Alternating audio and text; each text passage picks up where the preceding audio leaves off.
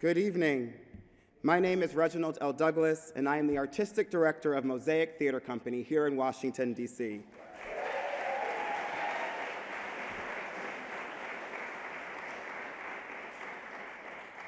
It is my honor to stand before you tonight and welcome you to Live at the Library, Reflections from the Past, Present, and Future.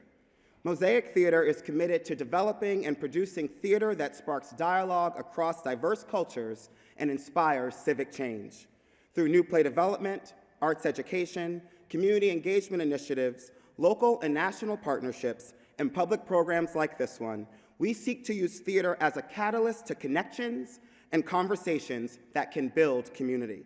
Please visit our website, www.mosaictheater.org, and that's ER, to learn more about our work producing theater that enlightens and entertains.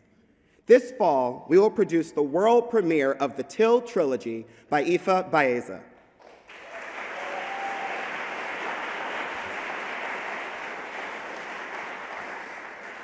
A theatrical event for the whole community, the Till Trilogy shines a new light on one of the most pivotal moments in our collective American history, the murder of 14-year-old Emmett Till in 1955, and the ongoing fight for racial justice that it inspired. Led by acclaimed director Talvin Wilkes, a company of 10 actors performs the award-winning The Ballad of Emmett Till, a reconceived second production of Benevolence, and the world premiere that summer in Sumner, and rotating repertory for the first time. It is a feat of pure theatricality. Filled with music, poetry, and imagination, the Till Trilogy is a powerful and profound interrogation of this moment in history and how it still resonates today. The production runs from October 4th through November 20th at the Atlas Performing Arts Center on 8th Street Northeast.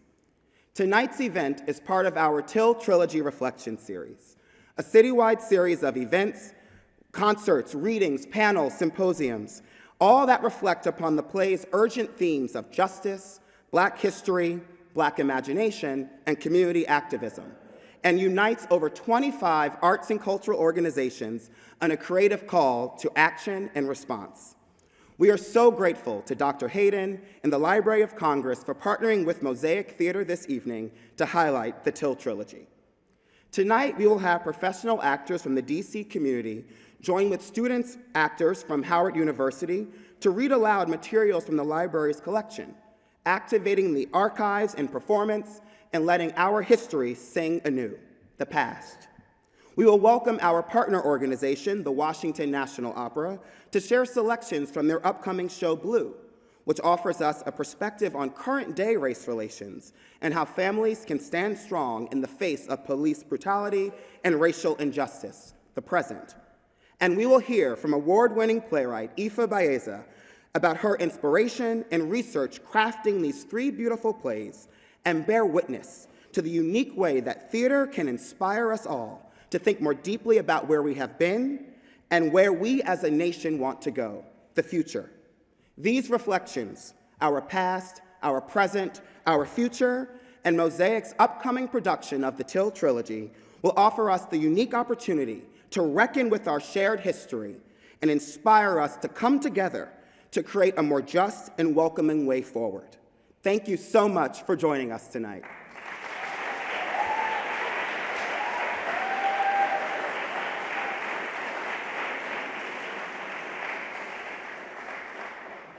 It is my distinct honor and privilege to present a special welcome address from our Librarian of Congress, Dr. Carla Hayden. Good evening. I'm Librarian of Congress, Carla Hayden, and welcome to the Library of Congress. Thank you all so much for coming to this special Live at the Library event. Opening the library to the public on Thursday nights is still a relatively new venture for us, and we are thrilled that there's been such large and enthusiastic response. Tonight, we're here to celebrate the impact of theater and the power it holds in creating conversation, history, and change. We have a special program for you called Reflections from the Past, Present, and Future. It will highlight the themes of Mosaic Theater's theatrical event, the Till Trilogy. It shines a new light on one of the most pivotal moments in our collective American history, the murder of 14-year-old Emmett Till in 1955, and the ongoing fight for racial justice that it inspires. It also highlights racial justice, community activism, the importance of Black history, and its connections to the Library of Congress's collections. This evening, we will hear from the playwright of this extraordinary production. Then you will be treated to a performance by the Washington National Opera from a selection from Blue, and a performance by Howard University students of select items from the library's collection. The Library of Congress is the largest library in the world with more than 173 million items. From the papers of 23 presidents to the papers of Rosa Parks and Frederick Douglass, we are committed to preserving not only America's treasures, but your story as well. The Library of Congress is dedicated to connecting with all citizens and saving our collective diverse history. So we hope you enjoy tonight's event, and we look forward to seeing you again soon.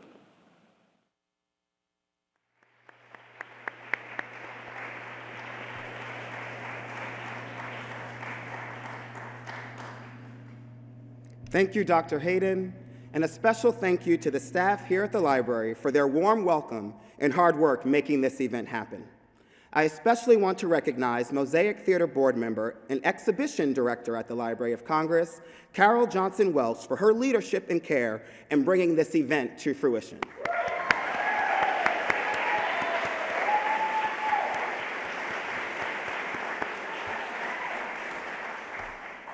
Award-winning playwright, director, novelist, and educator, Ifa Baeza is a national treasure. Her work has been described as breathtaking, staggering, and triumphant, and the Till trilogy is no exception. Her literary style and transcendent themes veer from the intimate to the mythic and compel us to re-examine the deeply embedded ideas that we attach to race and gender. In addition to her own numerous plays and musicals, Ifa wrote the novel Some Sing, Some Cry with her sister Ntozake Shange.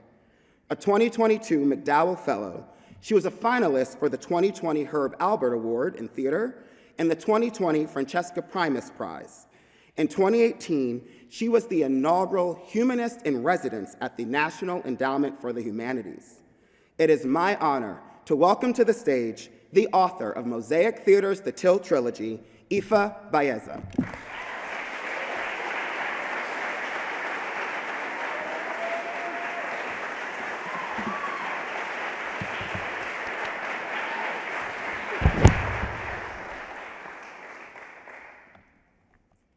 Thank you, Reginald, and thank you, Dr. Hayden, for welcoming me tonight, and to your marvelous staff for treating us so kindly.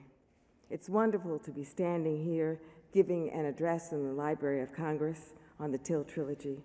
I am thrilled that Mosaic Theater Company of DC is producing my trio of plays, The Ballad of Emmett Till, That Summer in Sumner, and Benevolence this fall, and I am honored that you have invited me here tonight to present some elements of the plays and my research in creating the work.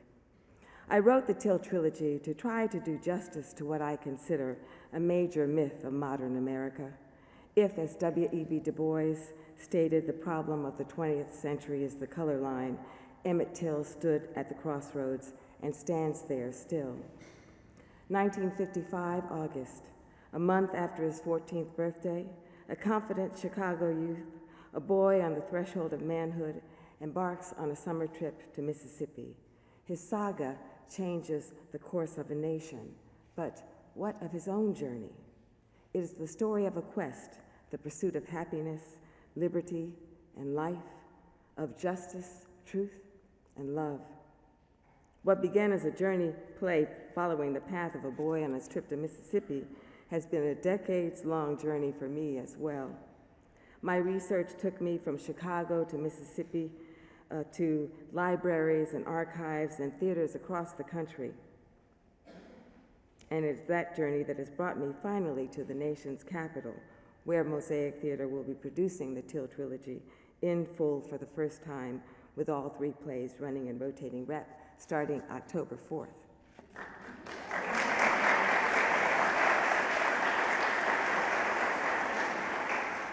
It's fitting that it should be in the nation's capital because it is a national myth, a foundation myth of America, a modern epic that speaks of both our past and present, the noble struggle for democracy, its battle over the fault lines of race, the death grip the legacy of enslavement still holds, wrenching us from the founding principles of our nation, making it near impossible the pursuit of its promise. The nation stood at a crossroads in 1955, and yet the story recalls the endless litany of names of the recently felled, murdered Black men and boys, women and girls, the list seemingly growing daily. It seems we are there at the crossroads again. If Till's death awakened a nation, the recounting of the story serves to remind us of the struggle that so clearly continues. The stuff of epic is embodied in the tale. The found poetry of history lives within the names of the characters. Emmett Till. Till, to go before, to prepare the way. The 3 T's in the middle of his name, like Calgary, foreshadowing the Black liberation theology that would be central to the Southern Civil Rights Movement. Milam, the last name of his killer, resonant with my land. Or H.L., hell, reflective of the tortured soul of a Black man, perhaps complicit or silent in his nation's oppression, and a child's murder. Caroline, the first state to secede and embark upon bloody rebellion. If I were going to make up a character, a fictional character, to represent the righteous patriarch, I couldn't think of a more appropriate name than Mose Wright. Or for that matter, of the little backroad town at the root of it all, money. The poetry of history was already there. In his nickname, for instance, Beau, meaning boyfriend, or beautiful in French, Bobo, twice over. New suit, traveling shoes, the rumble of the L, the sound of the city awakening. Call me Beau, Bobo, Emmett Lewis Till, for first class. The birds announce my arrival. Thou didst make me, show me my rival. Brim upturned, blonde Panama straw with a green exotic feather still say, caw-caw, caw-caw, caw-caw. New pants, never been worn, white bucks, not a scuff on them. New shoes, man, white bucks, that, Uncle Mo say, Mississippi, this is someone you should know. This my nephew, Bobo. So, she say, so, how long you gonna be around? A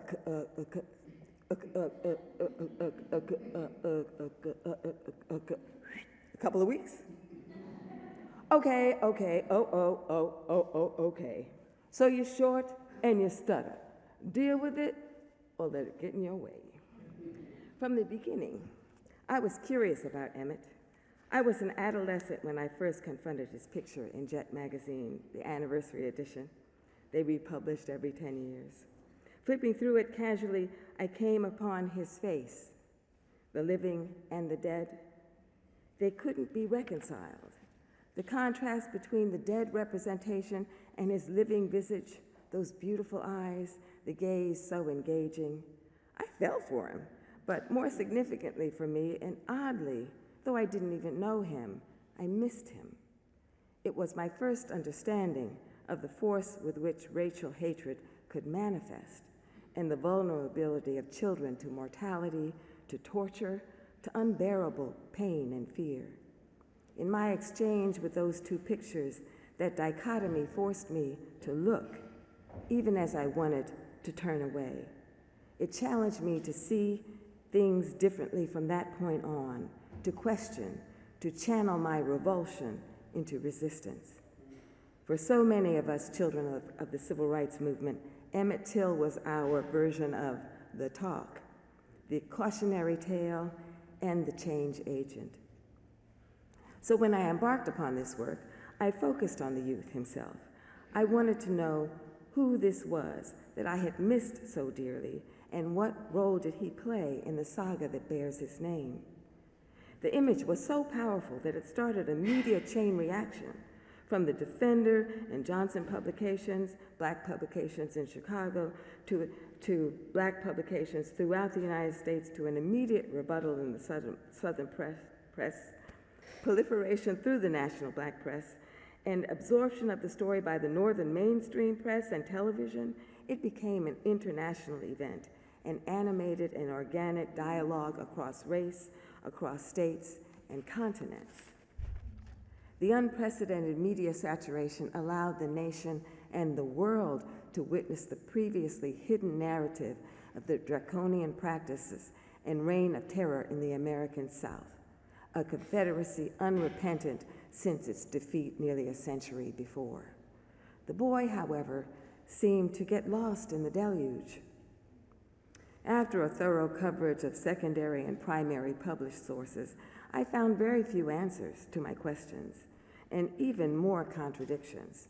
So, like Zora Neale Hurston, I accumulated some dust tracks on the road and set out to discover what I could on my own through a geographic mapping of his narrative, walking in Emmett's shoes.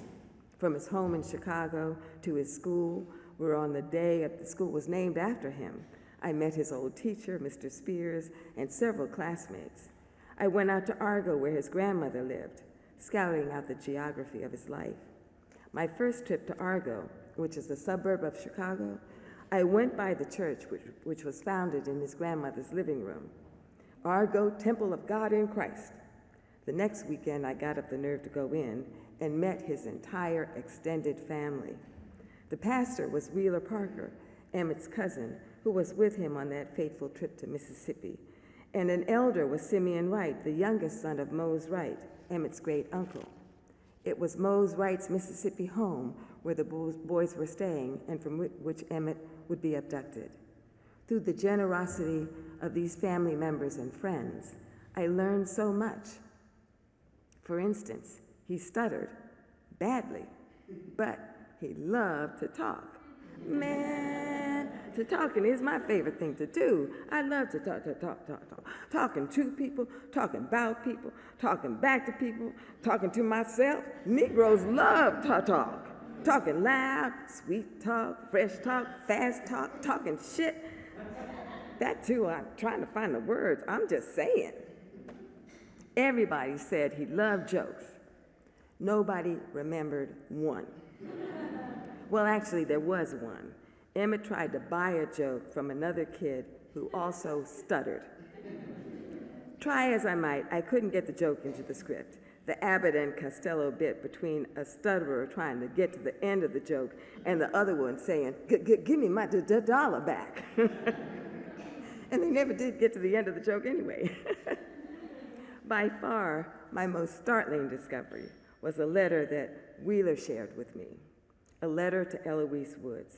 There was so much information in this one artifact, a handwritten letter in ink pen on a lined sheet of yellow paper. No mistakes. And I wondered, how many times did this guy write this to have no mistakes with an ink pen? The penmanship was perfect. The courtliness of the way he writes W in Eloise's name, the Woods. The poetry in his closing, Emmett Till in his own words, he was 13, she was 15, and a beautiful brown-skinned girl. It became one of my favorite scenes. Let me set it up. I found out Wheeler was going to Mississippi. I decided I'm going. You don't decide what you do, I decide what you do. Come on, Mama. Mississippi is not the same as here, Bo. It's another place, different. The white folks are different. You don't speak unless you're spoken to, and you say yes, sir, and yes, ma'am, when you are. I already do that. I know how to be polite. I'm not talking about that. If a white woman even approaches, you've got to move off the sidewalk. You serious? That's the silliest thing I ever heard of. I am very serious. You hear me? You do not look at them. Yeah, okay. Mail come yet? What? You're going to Detroit with us, and that's final. Okay, I promise. I won't look at them. Look, my eyes are closed. They don't look. Mama don't know. I met this girl last May. of all places, Argo. Church went up to a carnival. Heloise Woods. Hello, Heloise. Okay. I bought a ticket at the carnival to ride on the thing. We were standing in line, getting on 2 by 2, Noah's Ark. I'm moving right along beside her, counting to make sure we end up in the same car. And Curtis, baby, Curtis jumps the line. I push past him and just make it pow. And I'm sitting right next to her. Our own car, an aerial carriage. Chains rattled the seat, then up, it started. Up, we went. Up, we going. She draws close, one hand round my girl, and you're praying, yes, and it stops at the very top. The stars out, carnival lights below, the car just swinging in the breeze. Ooh-wee! Just her and me and Mama wants to go on a road trip. I tell you, I had to write the girl a letter. Dear Heloise, I'm not coming out at Argo because my mama wants me to go to Detroit. I liked it when we were out there and we went out to that carnival. Cutest little thing, beautiful brown skin, like a piece of milk chocolate. Long, pretty hair. Met a little girl named Heloise, wrote her letter to be my squeeze. Sorry, baby, I can't come to town, but I sure wanna see you, girl, next time I'm around. Remember M, remember E, put them both together and remember me. Emmett Lewis Till from Chicago, but you can call me Bo. Thank you. You want to know the truth? We finished the ride. I stood up there. All I could say was, bye. Now, how not cool could you be? Haven't heard back on my letter yet. Only been 3 months. But I will put 2 carnival tickets in the envelope. Labor Day weekend, church picnic. You know a cat's got 9 lives. If the ballad is Emmett's story, his mother, his family, the trial is the people's story, the civil battle beneath which a brutal medieval war was and still is being fought. That summer in Sumner, it is the apex of Black investigative journalism. Black journalists break the story, stay on it, awakening the mainstream press, and in the excellence of their craft, seal their future demise. Following the story, 4 Chicago reporters journeyed to Mississippi to cover the trial, seeking truth and justice therein for more than they bargained for. Scene 5 from Act 1 of That Summer in Sumner, Saturday, September 17th. Near dusk, Route 49. On a dusty southern road in a beat-up rusty car, a team of reporters, 3 Negroes, David Jackson, photographer, at the wheel, Simeon Booker on the passenger side, and Cloydie Murdoch, who sits between them in the back seat, her eyes perusing a folded, rumpled map with a flashlight. Photographer Mike Shea White is asleep, his head plastered against the back window. So I'm going to attempt to do these 4 people for you. Boom! What was that? Just backfire, Cloydie. Relax. First time in Mississippi? How'd you guess? That you, putting your foot on the brake from the back? You could have found a car not quite so beat up, Jax. Best to look local, not draw attention. And unless you want to get eaten by mosquitoes, dump the perfume. You can't smell it after all this time. Besides, that's your idea of local, Simeon Booker, bow tie, really, and horn rims. Around here, people probably don't even own a pair of glasses. Shanty shacks like the Civil War. There's a story here. Let's just hope we live to tell it. Or at least get somewhere. Cotton on one side, swamp on the other. Tomorrow I want to swing by Money and see if we can get set up an interview with the boy's Uncle Mosright and get some shots of that store. And the river where they found the body. You're down here to cover local color, Cloydie, big picture landscapes like y'all do. We'll do the crime stuff. Mike's got the white. There's no money on the map. Give it here. Mike, wake up. What? I'm asleep. I can't help it. If I'm not driving, it makes me sleepy. There's no money on the... Wake your ass up, man, or lay down on the seat. Give it, give it. I see Sumner where the trial's going to be, but there's no... Oh, here. Money. It doesn't seem to indicate a location. What did I just say? Mike, seriously, sit up, lest people think we're driving around with a dead white man. I'm Black Irish. That don't count? All right, all right. I'm the one been driving all day. I told you I would drive. No comment. Let's just get to Mound Bayou and get settled. Doc Howard can give us some directions. Give me the map. Give it. Mound Bayou. I see it. We're on 49, right? East or west? It's Bow. They say Bow down here. Bow, then. Road signs would be nice to go with your pronunciation key. There's Parchman, State Penitentiary. We're almost there. That's reassuring. State Penitentiary for a landmark. Trials in Sumner. We can't find room less than an hour away. Brown versus the Board of Ed's been over a year now. How long before you expect the news to trickle down here? Restroom, restaurant, hotel, motel, school, church, swimming pool, even graveyards, all segregated. Want a damn sandwich? Go around back. Chicago's no different. No Negroes in Cicero. D.C. is worse. Simeon Booker, Neiman Fellow, Harvard grad, first colored reporter to integrate the Washington Post. Couldn't even eat downtown. And forget about a taxi. Act like they're doing me a favor to let me in the press room. And when they finally deemed to give me an assignment, first sighting of ragweed pollen. Nobody told you to go over there with the white folks. You know their ways. Present company excluded, Mike. Had to come back home to the source, the line, the grapevine, the Reader's Digest of the Negro world, the world of blackness distilled to fit in your back pocket so black they call it jet. I don't know why Mr. Johnson took you back. I'm one of the best investigative reporters in the country, that's why, and I don't know why he consented for you to come down here. Hey, play nice. I was making a joke, Simeon. Jesus, you got no sense of humor at all, and I don't need a man's consent. I'm here to cover the story for Ebony, just like you're here for Jet. If Ebony magazine is going to compete with Life and Look and Time, we can't just write up the latest singer, house do-over, and up-and-coming whoever, or local color landscape. People need the news, unblemished. People are hungry for the truth. Your spread in Jet proved that. 150,000 copies hit the stands yesterday, sold out this morning, second printing ever. And Jax's photo, that photo man, that photo did it. And the excellent first-hand coverage.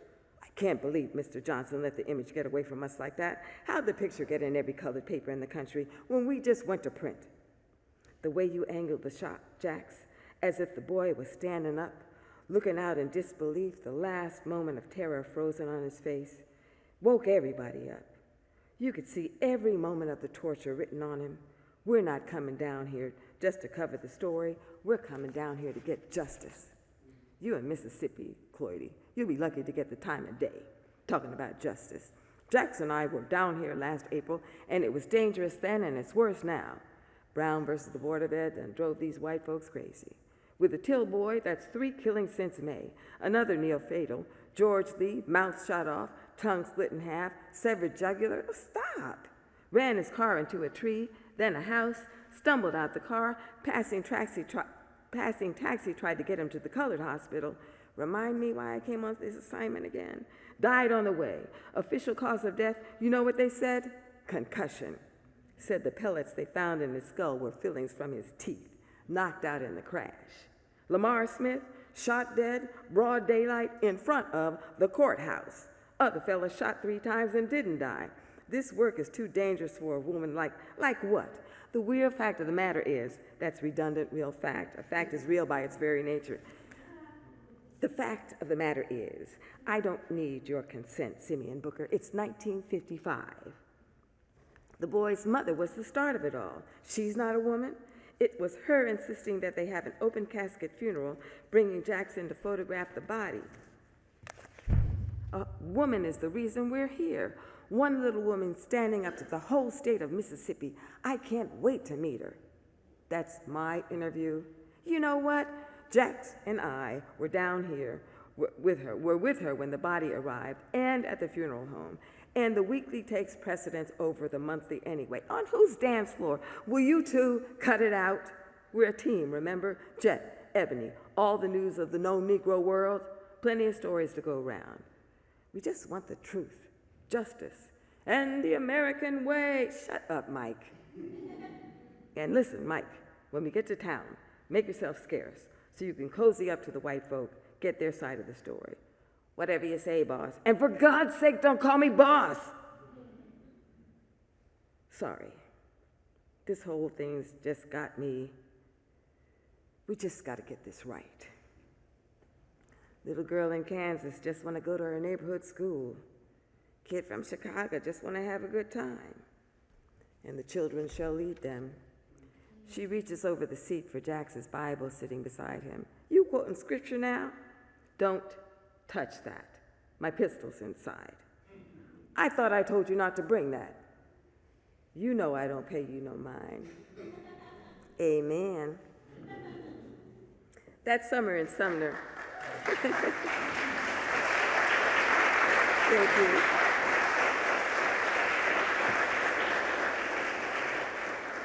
That summer in Sumner is also the continuation of Emmett's journey. His killers sank his body in the river with a gin fan. They intended him to disappear, but he did not. The final play, Benevolence, continues the saga with the transformation in the Delta and two desperate quests for love. Like Mississippi at the time, the play is segregated. Benevolence dramatizes two worlds, one black, one white. After the recent publication of Carolyn Bryant's memoir, I got a flurry of emails and calls. Did you see? Did you see? Well, a blind man could. However, I wanted to interrogate her in some way myself. Using the redacted transcript of the 2005 FBI report of its findings, I combined that with interviews of neighbors, white and black, of both the Bryants and the Milams, and I found a way, if not to get to the truth, to get to some plausible speculation. The second act concerns the young couple Clinton and Beulah Milton. They were neighbors of J.W. Milam, the chief architect of Emmett's abduction. The Meltons both lost their lives in the wake of Emmett's murder. In this case, I didn't have much to go on. A few scant newspaper articles, no transcript of the trial, no front page headlines. There's a plaque now in Glendora, but I didn't have much. A few photographs I was allowed to duplicate by one of Mr. Melton's cousins in Chicago, an interview with their daughter, and with Mary Johnson, a neighbor. And there were two hand-typed reports, 2 pages, by a young field secretary of the NAACP by the name of Medgar Evers. It is a beautiful love story, as is our history. I was musing this past week on the passing of Queen Elizabeth II, and without taking away from the sobriety of that international moment, I started reflecting on that notion of nobility. What would that look like in a democratic republic? Perhaps an ordinary woman who suffers a great tragedy and rises above her grief and carries the crown of her sorrow on behalf of justice, truth, and forgiveness for all the days her Maker allows. I cannot think of a more noble queen than Mamie Till Mobley.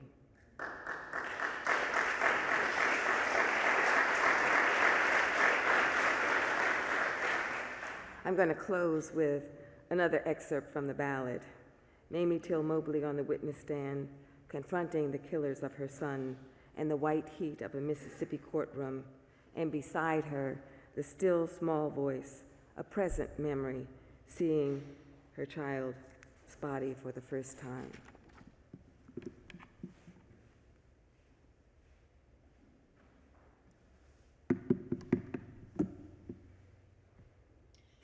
Can you tell us how you came to identify the body? The first time I saw it, it was still in the casket. What is this? Then Some kind of creature from outer space. I I don't saw it want later. that body. That can't be mine. After it was placed on a slab, Skin white, white as snow, and this thin, I gigantic, positively but I can't identified the look. body. Look. I knew beyond a shadow of a doubt. I looked at the His face feet. And very and carefully. I can identify his ankles. I looked at the Those ears are my ankles. Those are my knees. And the I know forehead. those knees. and the hairline, Castrated? and also the hair. But no. And I looked at the nose and the lips I should be grateful for that. and the chin. This is a picture of the body Naked. as I saw it. Come on up. Come on up. Yes. This is the way I saw him the second time. Face. He had his clothes put on his body then. When I saw him the first time, Sort of curled up and not attached he to didn't have on any face. clothes. We have the same ears. You can use that for a clue. Was the first view I had of my son Yes. there before the clothes were put on his body, like in the photograph shown here? Bow. The face, yes. Mouth open, teeth a few left. Those are Was it Emmett's the teeth. same His as when nose I just saw him the all first busted time up, his when he head had no clothes gapped, on?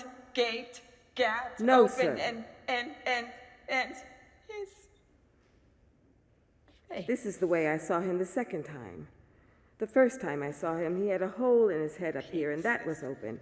And he had another scar over the left or right I could eye. only I can't find just him in remember now. pieces. And he had a No, gash in his sir, jaw, and his no. mouth was open, and the tongue was out. That is the first time when I saw him His without left clothes eye on. gone But from and this right picture one just here, lying it down on seems his like his cheek, mouth but has the been one closed eye up, that's left, and that that's gash was sewn up there, definitely his and that eye. I place could in his tell forehead up by there the has been closed up. color. That is the way it looks to me. That's Emmett. The photograph here is a better picture of him than the way This- I saw him the first time. This is my son. That's right. When I saw him the first time, he had been shot Then a through the light left come up. side. In through the window. As if the sun had just broke through the clouds. On the right side, On the right side, I could see daylight. yes, sir, daylight.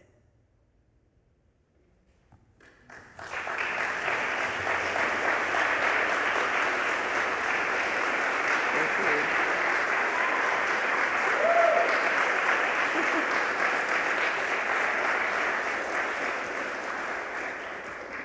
The Till Trilogy at Mosaic Theater Company, with a brilliant ensemble cast of 10 actors playing over 75 characters, directed by the inimitable maestro Talvin Wilkes, is a contemporary telling of a classic American story, opening a new season for Mosaic Theater Company of DC.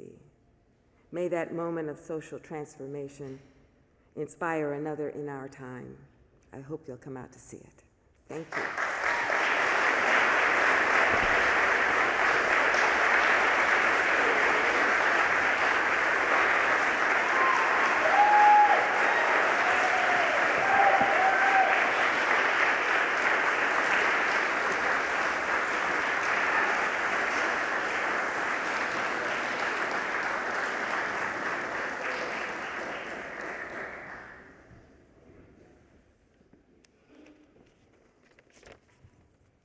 It's humbling to be standing here.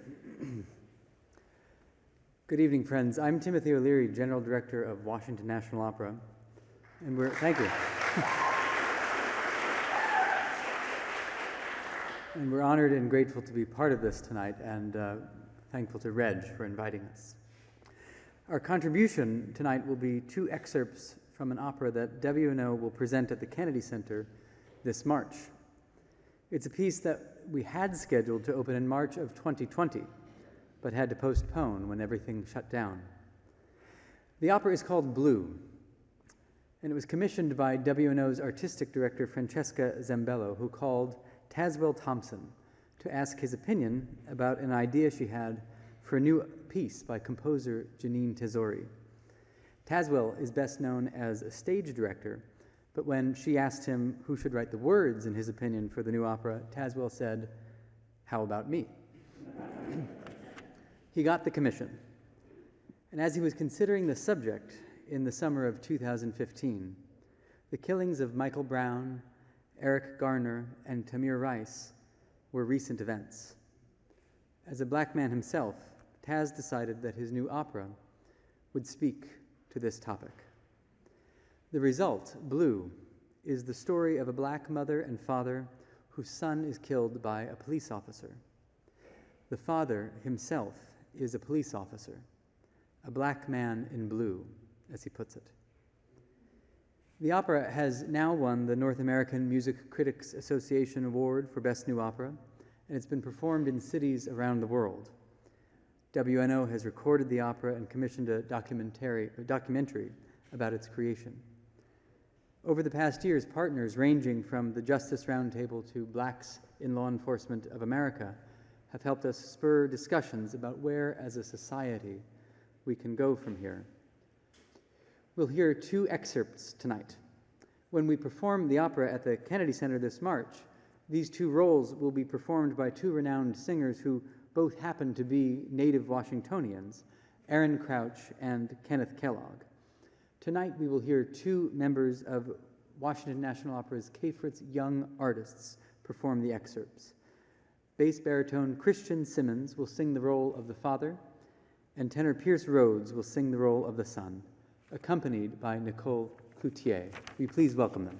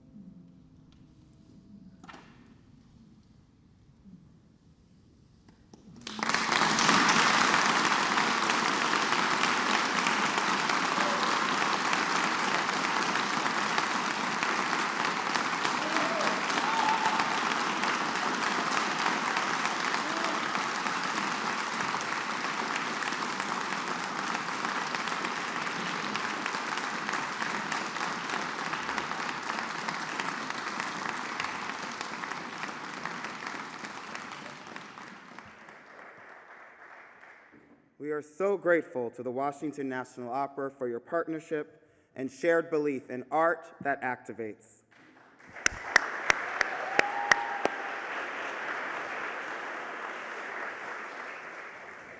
Mosaic Theater is led by the values of curiosity, collaboration, and connection. And we are so proud to be working with the Opera, the Library of Congress, and over 20 other arts and culture organizations to bring the Till Trilogy to life this fall. That includes our community partner, Howard University.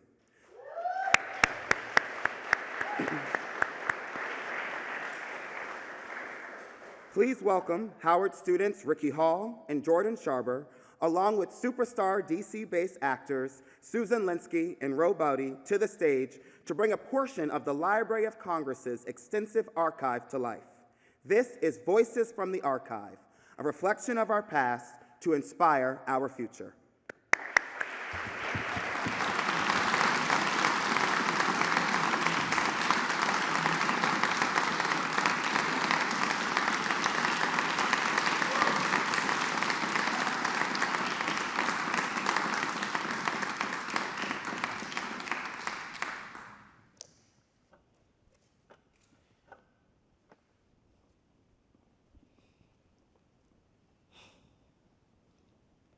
National Association for the Advancement of Colored People.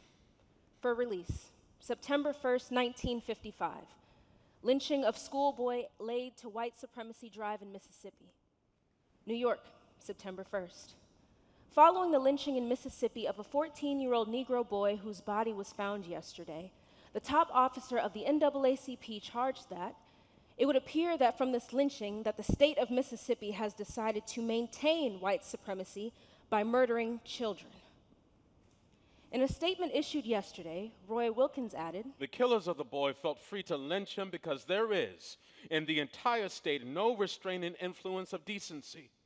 Mr. Wilkins, NAACP Executive Secretary, simultaneously dispatched a telegram to the Honorable Hugh White, Governor of Mississippi, asserting, "All decent citizens throughout the nation call upon you to use all the powers of your office to see that the lynchers of 14-year-old Emmett Lewis Till are brought to justice. We cannot believe that responsible officials of the state of Mississippi condone the murdering of children on any provocation." A reply received from Governor White at NAACP headquarters here today said, in part, "Parties charged with murder are in jail, and I have every reason to believe that the courts will do their duty in prosecution. Mississippi does not condone this conduct." The youthful lynch victim, who was visiting an uncle in Money, Mississippi, while on vacation from his native city of Chicago, was kidnapped from his uncle's residence on August 27th by two white men and a woman. Roy Bryant of Money and his half-brother J.W. Milam of Glendora, Mississippi, admitted kidnapping the boy but insisted they released him unharmed. The two men arrested for kidnapping are now being held on a murder charge. The woman in case, Mrs. Bryant, has disappeared. A warrant charging kidnapping has been issued against her. The body of the schoolboy was found in the Tallahatchie River near Greenwood, Mississippi, with a bullet through the head. The boy's head also bore the marks of a beating with a heavy instrument. Cause for this lynching is said to be Mrs. Bryant's offense because the 14-year-old lad whistled at her. In Chicago, where the victim's mother lives, the local NAACP branch telegraphed President Eisenhower and Attorney General Herbert Brownwell for a federal investigation of the crime. At the press conference today, Governor White announced that he has instructed the district attorney to make a complete investigation of the killing. The last recorded lynching in the U.S. occurred in 1951 in Winter Garden, Florida, according to the NAACP records.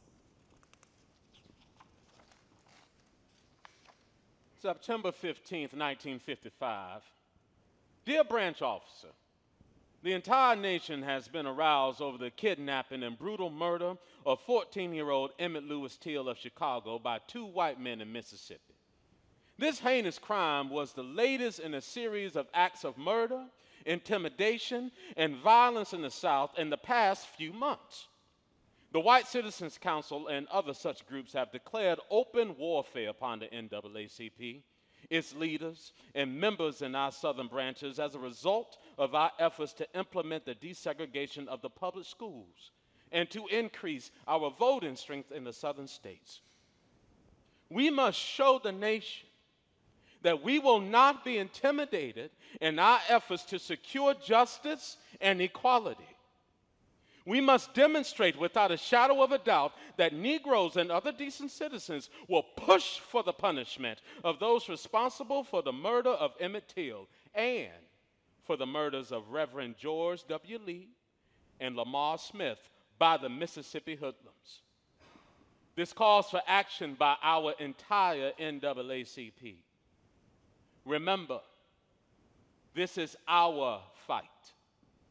The entire country is looking to the NAACP for leadership. Your branch must act now to do its full share. Sincerely, Gloucester B. Current, Director of Branches. Greenport, Long Island, September 15th, 1955. Dear friend, when the racism which for too long has disgraced our society erupts into the gross physical violence of lynching, the rude shock galvanized thousands of white Americans into protest. But racism is a hydra-headed monster, and this crime is only one of its manifestations. Let's face it. Let's face this shameful fact. The cradle and hotbed of racism is in the South, but in every state of the Union, many other phases of racism exist, tolerated, even if not emphasized or overtly encouraged. This is psychological lynch law. It is a life sentence to the existence beyond the pale. It sets our Negro fellows apart from cradle to grave, making them quasi-exiles from our common life and their rightful heritage.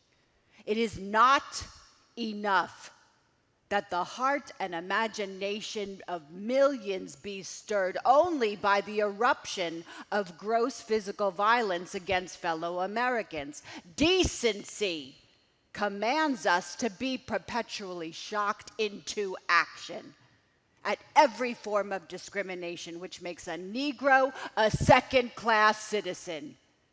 And above all, every woman should be aroused to this indignity, visited on her sex by the circumstances of young Till's death. These Stone Age brutes have dared to use women as stalking horses for their evil purpose. The specious concern of Southern gallantry for the purity of white womanhood is an insult. We women demand that there be concern for every woman, be she white or Negro, and equally so when an unhappy situation involves any man, be he white or colored. We women demand not the application of lynch law, but redress by due process of law, administered without fear or favor. In deepest grief, the magnanimity of Mrs. Bradley's refusal to condemn all white people shames every one of us. Nothing can restore this lad to his stricken mother, but if we can requite her magnanimity and help assuage her anguish, if massive protests and unremitting action can assure her that not only will justice be done in this case, but that we will no longer tolerate the perpetration of crimes in the future. Cordially yours, Muriel Symington, Brooklyn, New York.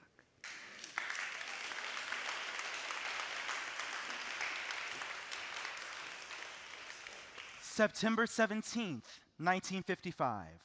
The National Association for the Advancement of Colored People, 20 West 40th Street, New York, 18, New York.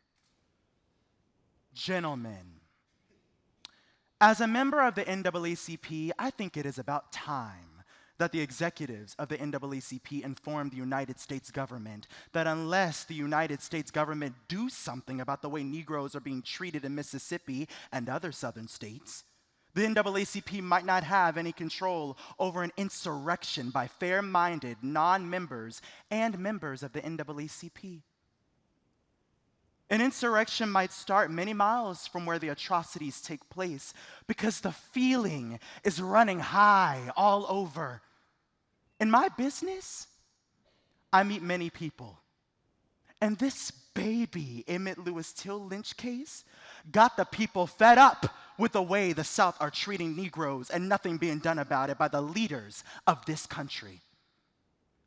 What happened to baby Emmett Lewis Till in Mississippi is enough to show any decent human being that a national law is the only way to help stop such atrocity that happened to baby Emmett Lewis Till. If the United States don't step in now and do something about the way the South is treating Negroes, they might be sorry later.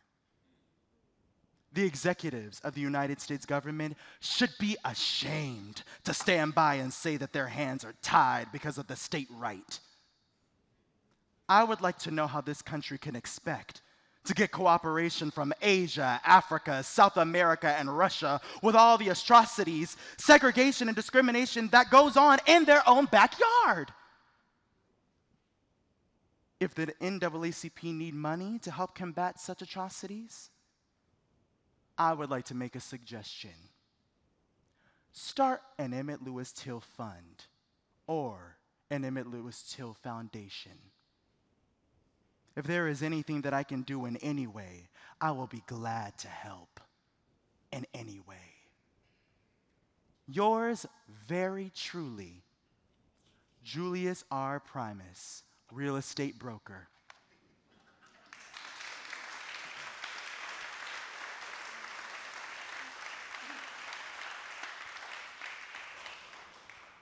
September 21st, 1955.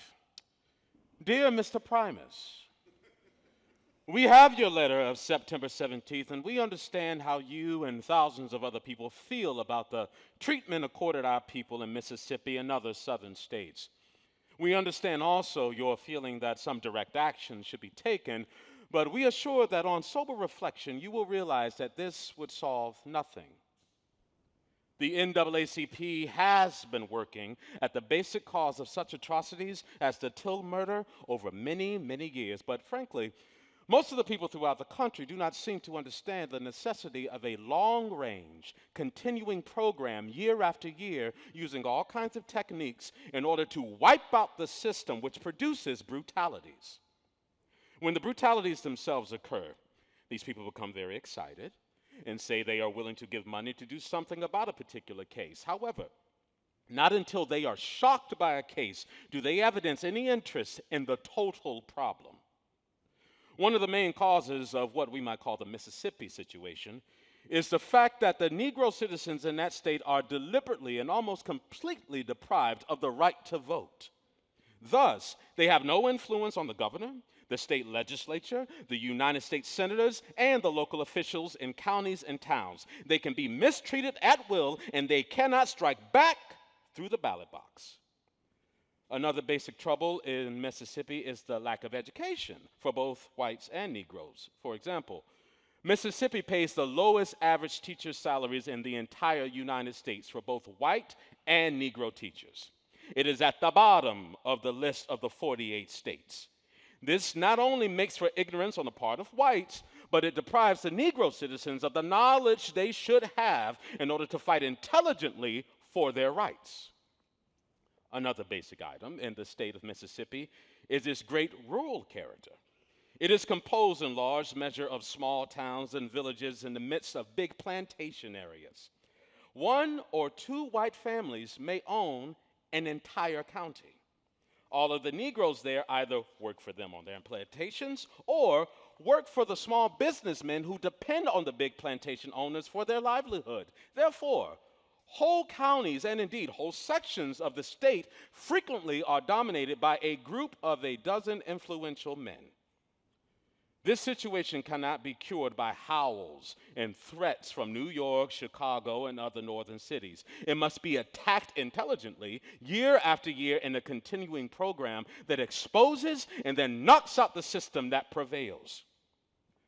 One weapon, of course, is political pressure.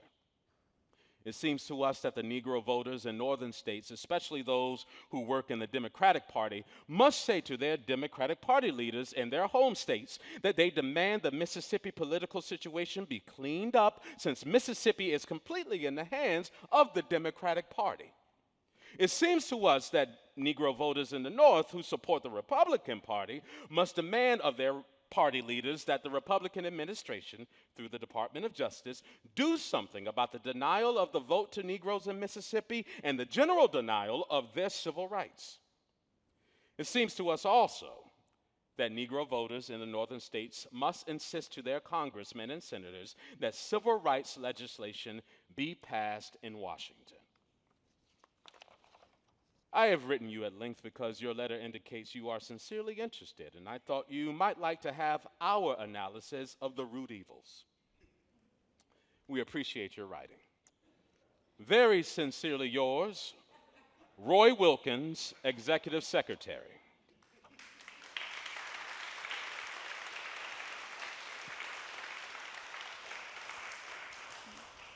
All white Mississippians responsible for Emmett Till lynching. Crisis declares. New York, September 29th. The white people of Mississippi are directly responsible for the kidnap murder of Emmett Lewis Till, editorializes the October issue of The Crisis, monthly journal of the National Association for the Advancement of Colored People. It is a hard conclusion, declares the editorial, but the facts make it difficult to evade. The lynching of 14-year-old Emmett Till is one more casualty in the Mississippi white people's campaign for reprisal being waged against the NAACP and Negro advancement, the editorial maintains. Citizens' councils are trying to squeeze the Negro down economically. Public officials wink at vote frauds and the organized campaigns to keep Negroes from the polls. And the same officials have boasted that they will not obey the Constitution and the Supreme Court's public school integration decision. To these must be added the press-stimulated hate and hysteria. Thus, the white minds of Mississippi are poisoned with every imaginable lie and slander about Negroes and the NAACP. Little Till's real crime was the crime of being a Negro in the Christian state of Mississippi, a state in which holds the 71-year American lynching record of 574 mob victims. Down in Mississippi, where race links sex is an obsession, prejudice quickly discovers motives where Negroes are concerned, even if they are children. The editorial notes that Mississippi whines that she is misunderstood, that she's slandered, traduced, maligned, that there are good people in the state who condemn the lynching crime of money. But where are they? Accepting the novelist William Faulkner, no responsible citizen has spoken out in rage and indignation.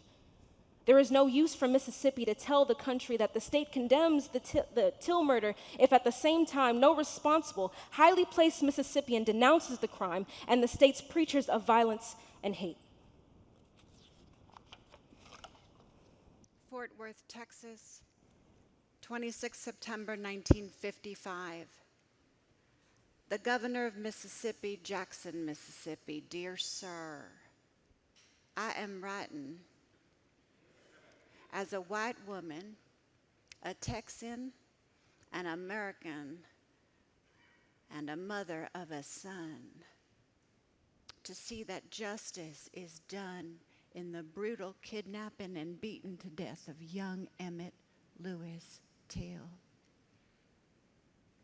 All citizens with whom I have discussed this are equally outraged. If America tolerates such a gross miscarriage of justice as to clear these two white men of the murder charge, then we can indeed be likened to the Gestapo of Hitler and the dreaded secret police of the Soviets, who likewise go into homes in the darkness of night and drag human beings by force from their homes. Even though this boy may have been guilty, he was entitled to punishment as a juvenile. Since when did the testimony of strangers take priority over a mother's identification of a body, a mother who bore and raised her son? Do you think if someone took my boy and beat him to a pulp and threw him in a river that I could not recognize him? If 4 white men came and took your son at gunpoint and he did not return, would you not assume that the 4 white men destroyed him? Why were the 2 white men who were tried not forced to reveal the identity of the other 2 men who could have been state witnesses? Had the matter of race been reversed, those defendants would have been tortured until they were confessed. Why was the woman not questioned as to actually what happened in the store? She would have testified anything to save her husband. Why was she allowed to say a Negro man, and hence where's the motive indicated in the paper would not have been pertained? Did the district attorney do all he could to execute the powers with which he was trusted? This shameful beating, which the 18-year-old Negro youth heard as actually taken place, is comparable to the Greenlease case. He was a boy, and it took 4 men with guns to go into the dead of night and get a boy and beat him to death. There's no telling the horror he suffered. Think of his mother. Think of the Negro race. Think of the blot on Mississippi. Many would say that this had not have happened in another state. Is it not up to you as a great leader to remember the words of Jesus? Color didn't matter to him. All during the trial, I prayed according to the methods set forth by Norman Vincent Peale that the power of God would be with those jurors and that they would see that justice was done. How can the coroner, the doctor, and the sheriff, who trumped up that weak excuse that the body had been in the water longer than 3 days, how can they face their God? And there will be a day of reckoning. I earnestly pray that the men who committed this crime and those who aided them and those who gave testimony to prevent justice will hear the screams of that boy until the day of judgment. I pray that if white men failed to punish them, that God in his infinite wisdom will punish them in his way. I pray that Mrs. Mamie Till will be comforted and that Jesus will take her boy in his arms and comfort him and forgive him for any sins he might have had. I pray that you and others to whom I am sending copies of this letter will start a great movement to see that justice is done. Perhaps get a great criminal lawyer could be hired from a special fund collected for that purpose to review the last trial and determine whether by a legal technicality a mistrial could be declared. Or a great criminal lawyer could be used to assure that the guilty men do not slip out so easily on those kidnapping charges. Even then, they can only be given a maximum of 10 years. Why would it not be possible for having a trial in Chicago? I mean, after all, he was a citizen of Chicago. I urge you to take the time to read this letter. It is not from a crackpot. It is from an outraged American woman who is taking action to see that the same justice is given for the death of a Negro boy as I would want for my son. Do do you have a son? How would you feel? Can we do less? Respectfully yours, Mrs. E.H. Johnson. Mississippi.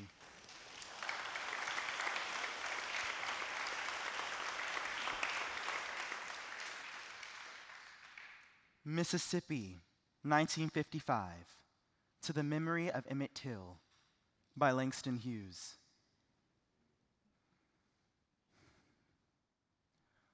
Oh, what sorrow. Oh, what pity. Oh, what pain that tears and blood should mix like rain and terror come down to Mississippi. Come again? Where has terror been? On vacation? Up north? In some other section of the nation, lying low, unpublicized? Masked, with only jaundiced eyes showing through the mask? Oh, what sorrow, pity, pain, that tears and blood should mix like rain in Mississippi.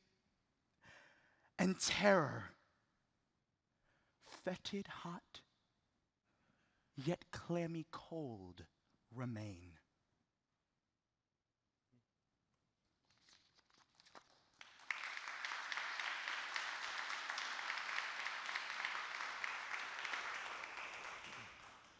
Remember, we Northerners aren't blameless. In the town of Sumner, Mississippi, United States of America, a jury of 11 white men brought in a verdict of not guilty after 68 minutes in the jury room, freeing 2 other white men who had been accused of murder. A polio-crippled adolescent boy of 14 had been the murder victim because the prosecution charged he had whistled at the sight of a pretty young woman who entered a store. He was a Negro. The woman was white. And at that, in the code which by the members of the Mississippi jury lived, was the unpardonable crime, the assumption by which a colored human being of equality with white human beings. One of the defense attorneys, who knew the manner of the men composed in the jury, expressed his confidence in an acquittal during his summation. Every last Anglo-Saxon one of you has the courage to do it, he said. He was right. A man of a different stripe was the special prosecutor, also a Mississippi white man, who pleaded with the jury to consider only the necessity for dispensing justice. He said, Gentlemen, we're on the defensive. Only so long as we can preserve the rights of everybody, white or black, can we keep our way of life.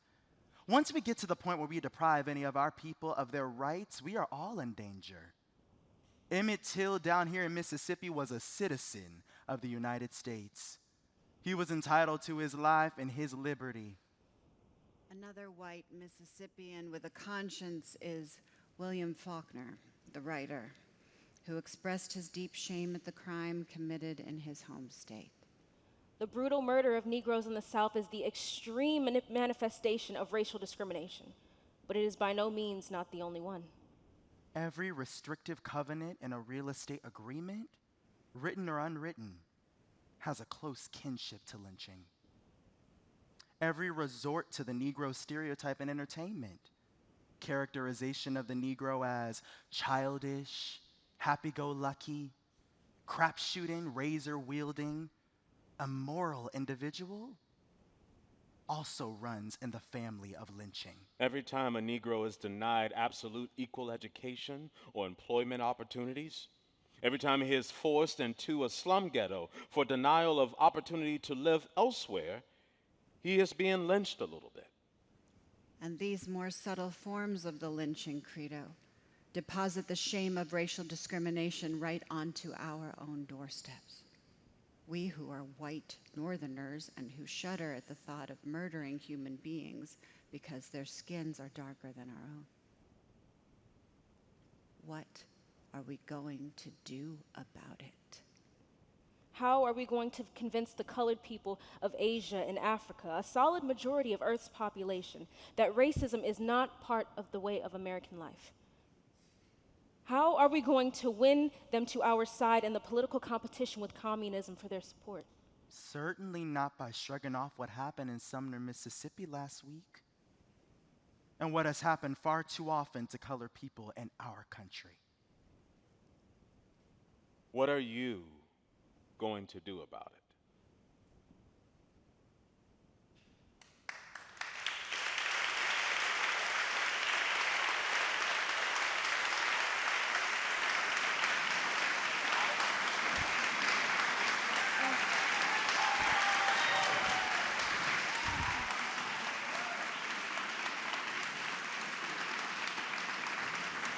Ricky Hall. Woo! Ricky Hall, Jordan Sharber, Susan Linsky, Ro Bodie.